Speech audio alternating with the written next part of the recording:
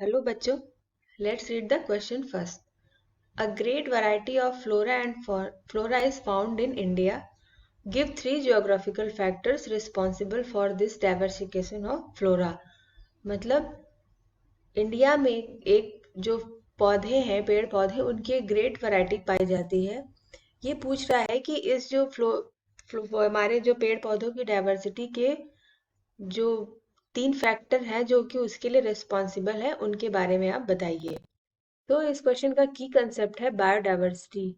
Biodiversity का मतलब होता है variety of flora and fauna in an specific area, यानी कि किसी एरिया में जो भिन्न भिन्न प्रकार के पेड़ पौधे या जीव जंतु पाए जाते हैं उनको हम कंबाइनली मिला के बायोडाइवर्सिटी बोलते हैं।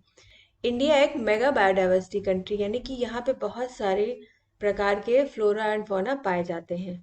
अब क्वेश्चन के अकॉर्डिंग तीन ज्योग्राफिकल फैक्टर्स जो कि इस डाइवर्सिफिकेशन के लिए रिस्पॉन्सिबल है वो है, फर्स्ट है सॉइल, यानी कि मिट्टी।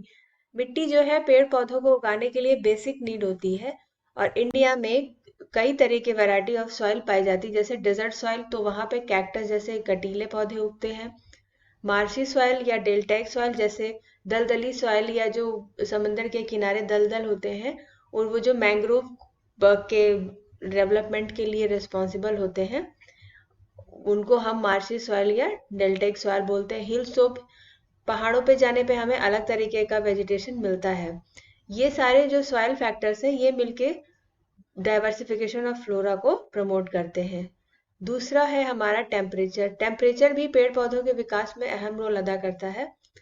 और जो टेम्परेचर है इंडिया में, देखिए आप नॉर्थ टू साउथ जाएं तो जगह जगह का टेम्परेचर अपने अपने हिसाब से वेरी करता है। कहीं पे बहुत ठंड होती है, कहीं पे बहुत गर्मी होती है। जैसे हिमालयन रीजन में ठंड पड़ती है तो वहाँ पे अल्पाइन वेजिटेशन पाया जाता है। साउथ में आप जाएंगे तो वहाँ पे गर्मी ज़्यादा होती है, तो वहाँ पे दूसरी तरह का वेजिटेशन पाया जाता है, जैसे कि ये कोकोनट ट्रीज वगैरह ज़्यादा पाए जाते हैं। तीसरा है हमारा फैक्टर प्रेसिपिटेशन, यानी कि वर्षा। अब इंडिया में जो बारिश होती है वो साउथ वेस्ट मानसून के द्वारा आती है और नॉर्थ ईस्ट मानसून के द्वारा वापस जाती है, और कुछ महीने इंडिया में बारिश होती है।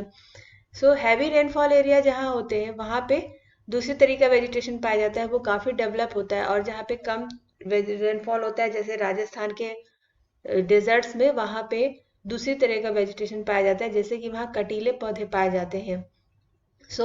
ये तीन factor, soil, temperature, precipitation, main responsible factor हैं किसी भी एरिया में जो पेड़ पौधों का डाइवर्सिफिकेशन होता है उनके लिए।